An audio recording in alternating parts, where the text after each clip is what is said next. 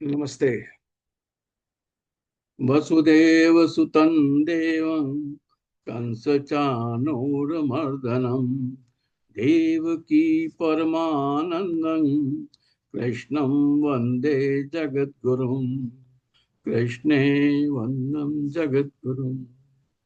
Om Hari Om. So we were discussing about Ishopanishad, and the next slok of Ishopanishad is असूर्या नाम ते लोका अंधेन तमसा व्रताः तास्ते प्रेत्यापि गच्छन्ति ये के चात्महनो जनाः। ये इस उपनिषद का तीसरा श्लोक है। इससे पहले हम जो श्लोक हमने किए हैं, पहले और दूसरा श्लोक, उसमें प्रभु की यूनिवर्सलिटी यानी कि सर्वव्यापकता को अनुभव कराना, त्याग पूर्वक अब भोग करना, लालच नहीं करना, और प्रतिदिन इस बात पर विचार करना कि भला धन किसका है। जीवन को सदा क्रियात्मक बनाए रखना और आसक्ति से ऊपर उठकर काम करना, और 100 वर्ष जीने की प्रबल इच्छा रखना। आपको याद होगा कि इच्छा से ही चीजें होती हैं। हमारे शरीर के अंदर में एक बायोलॉजिकल क्लॉक होती है, और बायोलॉजिकल क्लॉक से ही हम लोग रेगुलेट होते हैं, किस समय सोना है, किस समय उठना है। सभी चीजें बायोलॉजिकल क्लॉक से रिलेट होती हैं। तो हम जैसा सोचते हैं, अगर हम ये सोचते हैं कि भैया हमारी उम्र तो 80 साल है, तो 80 साल होगी, इसलिए 100 साल सोचिए, 100 साल तक जिंदा रहेंगे। जैसा सोचेंगे वैसे ही बन जाएंगे, आपकी बायोलॉजिकल क्लॉक वैसे ही एडजस्ट हो जाएगी। तो जीवन को ढालना, अनुरूप करना अपने बायोलॉजिकल क्लॉक के अनुसार, तो ये सब चीजें हमने डिस्कस कर ली हैं पहले और दूसरे चीजों में। तो अगर आप देखें तो कुछ और चीजें हैं जो आदमी की जो प्रोग्रेस है, आत्मोन्नति है, उसके लिए जरूरी है। और जो व्यक्ति इन पे ध्यान नहीं देता, उसको बहुत समस्याओं का सामना करना पड़ता है। तो कुछ चीजें मैं आपको बता रहा हूँ। पहला है प्रभु का स्मरण करना। ये जरूरी है, बहुत जरूरी है कि आप नित्य प्रति प्रभु का स्मरण करें। सुबह करो, शाम करो, दोपहर करो, कभी करो। और अकेला समझकर अपने आप को अकेला मत समझो, नहीं तो व्यर्थ के प्रलोभनों में फंस जाओगे।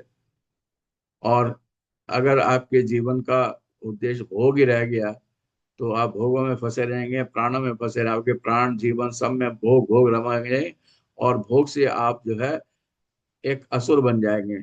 तो उसमें कहते हैं स्वेशु आस्यसु जूत से, यानी कि असुर के जीवन में त्याग का कोई स्थान नहीं होता, वो जो मिलता है उसको खा लेता है। तो उसकी जो खाने की क्षमता है वो दिन पर दिन बढ़ती जाती है। तो ध्यान रखें कि असुर ना बने। तो पहला है प्रभु को स्मरण करें। दूसरा है कि भोग जो है वो जीवन के लक्ष्य को ना बनाए। और तीसरा हमारा है कि कुछ लोग सोचते हैं कि धन के वही स्वामी हैं, उन्होंने इतना सारे पैसा इकट्ठा कर लिया तो धन उन्हीं का है। ऐसा नहीं है। धन ना किसी का हुआ है ना किसी का होगा। जितना आपकी किस्मत में है उतना आपको धन मिलेगा। किस्मत से ज्यादा है, और समय से पहले किसी को कुछ नहीं मिलता। बहुत सारे लोग जीवन को, धन को खर्च करके जीवन को आराम पसंद बना लेते हैं। आराम पसंद का मतलब जीवन क्रियाशील नहीं होता। और जीवन अगर क्रियाशील नहीं रहेगा तो जाने अनजाने आपका शरीर कमजोर होता चला जाएगा, यानी कि आपकी शक्ति जो है वो क्षीण होती चली जाएगी। तो इसके लिए जरूरी है कि आप अपने जीवन को क्रियाशील बनाए रखें। और मैंने शुरू में आपसे कहा कि अपने बायोलॉजिकल क्लॉक्स को आप एडजस्ट करें। 100 साल जीने की क्षमता जो है वो आप पैदा करें कि हाँ, मुझे तो 100 साल ही जीना है। और 100 साल जीने की कल्पना करेंगे तो बहुत अच्छा रहेगा, जीवन क्रियाशील रहेगा। और आपको जो है क्षीण शक्ति का सामना भी नहीं करना पड़ेगा। कई बार आदमी ये सोचता है, अरे 100 साल, अरे बाप रे, 100 साल जिन अगर हम ये रहेंगे तो 100 साल में क्या होगा। हम तो पता नहीं कितने कष्ट होंगे, हमें दिखाई नहीं देगा, सुनाई नहीं देगा, खा नहीं सकेंगे, चल नहीं सकेंगे, फिर नहीं सकेंगे। ऐसे 100 साल का क्या फायदा। तो जीवन का जो ध्येय है वो जीवे तो शरदम सतम से हटके हो जाता है। ईट, ड्रिंक एंड बी मैरी, खाओ पियो मौज करो। यही आत्महन है, यही आत्मा का घात है। यानी कि जो आत्मा प्रभु के पास जानी चाहिए, जो आत्मा परमात्मा से मिलनी चाहिए, वो आत्मा आप जो है उसको अपने काम के द्वारा पैरों तले रौंद रहे हैं।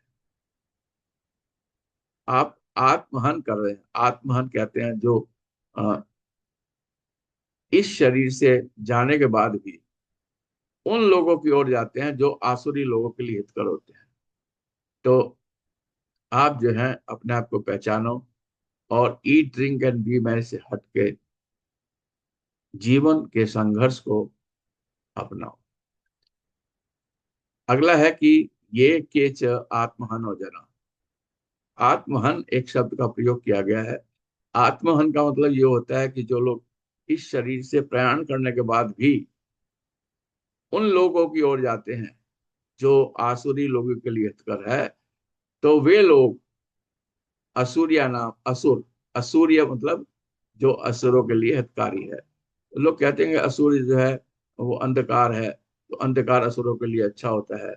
और वो अ, अंधेरे से क्योंकि आच्छादित है, इसमें प्रकाश तो होता नहीं, तो इनकी जो चेतना है वो लुप्त हो जाती है।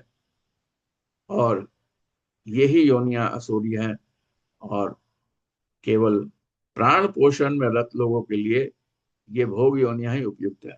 तो प्रभु जो है इन आत्महन असुरों को इन्हीं योनियों में जन्म देते हैं।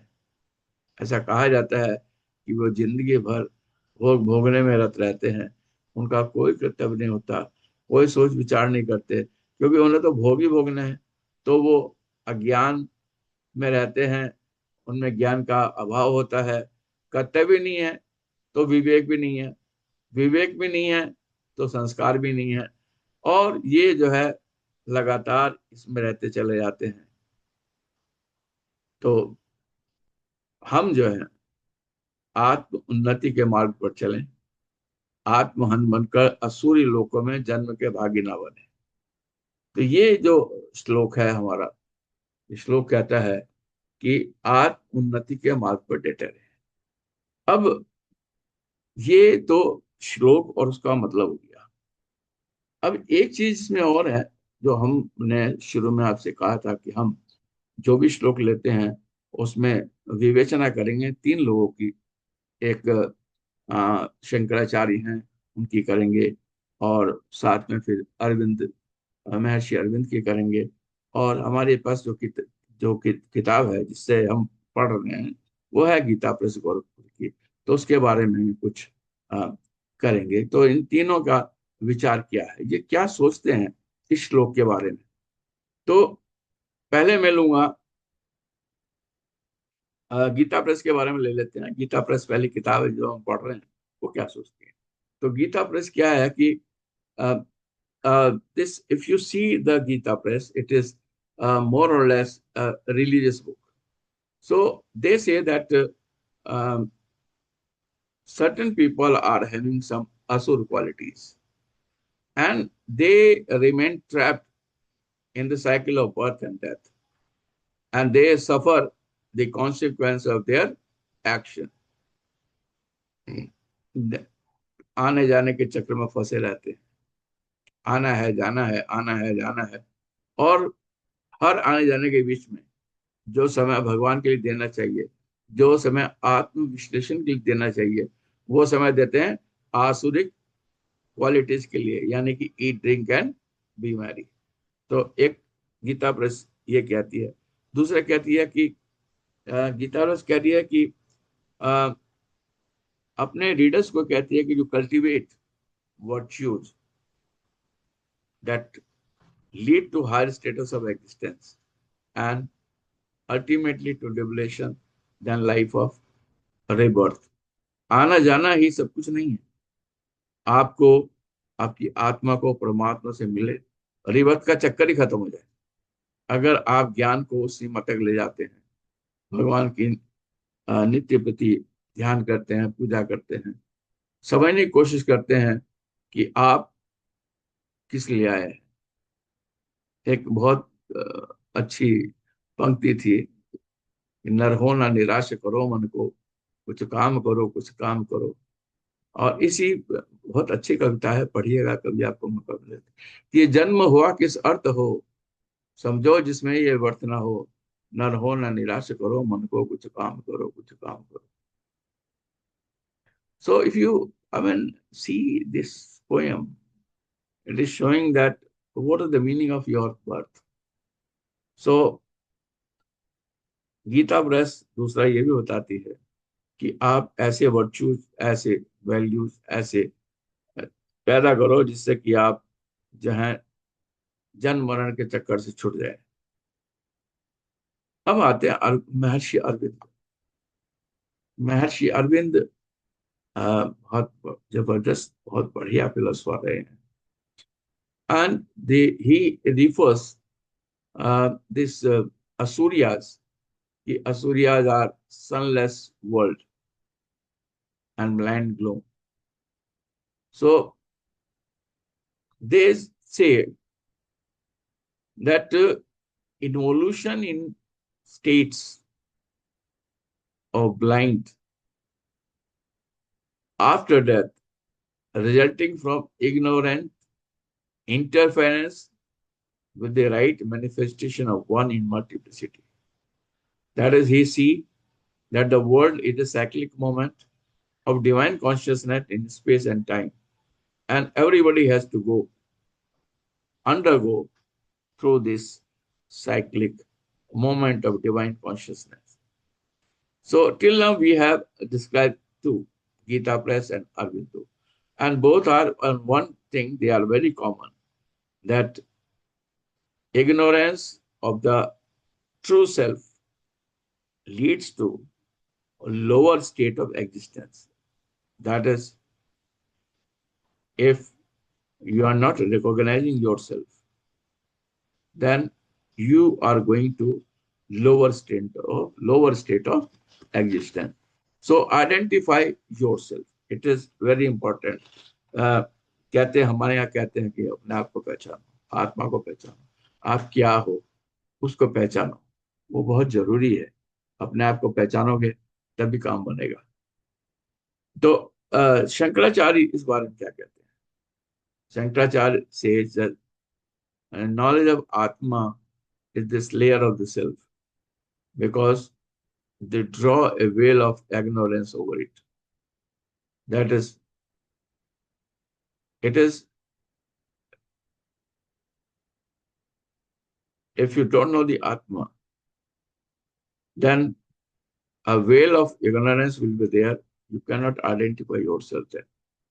So he says that Asuryas as a relative, even Devas. That is a very important thing. And you might have seen sometime that Asuras are relative, even Devas can be Asuras. Sometime you might have seen that Devas can perform some action that is like Asuras. And Asuras can also uh, do the action that is like Devas. So those who don't know Atma, they are called at Atmahana, because knowledge of undecaying and immortal nature is veiled of Atma was killed. Gita में आपने पढ़ा है कि आत्मा जो है वो कभी नहीं मरती, हमेशा एक उससे दूसरे उसमें चली जाती। So Shankaracharya emphasized ignorance stands in the way of oneself, and by this fault of slaying the Atma, they go into sansar. So actually, if you see all these three, they are essence is one.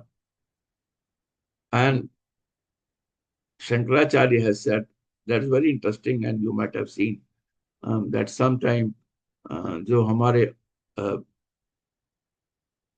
असुर और देव कह लीजिए या अच्छे लोग बुरे लोग कह लीजिए, कभी ना कभी जो असुर हैं वो भी अच्छे काम कर देते हैं, और जो अच्छे लोग हैं वो भी बुरे काम कर देते हैं। तो ये जो साइकिल है असुर और सुर का, ये it it is relative to become very close to the परमात्मा। सो आप, you are not born as a asura or you are not born as a dev, but it is your actions, your work, your knowledge of the atma that makes you as dev, or that makes you asura. So this is about the interpretation of these three, and uh, the last I'll conclude it with this, that if you see the essence, all interpretations converge on the idea that ignorance of the true self leads to a lower state of existence, कि अपने आप को पहचानो, नहीं पहचानोगे नीचे चले जाओगे, पहचान लोगे थोड़ा ऊपर उठ जाओगे। And this is the essence of this particular words. So thank you. Soon we will come to the next one. Namaste.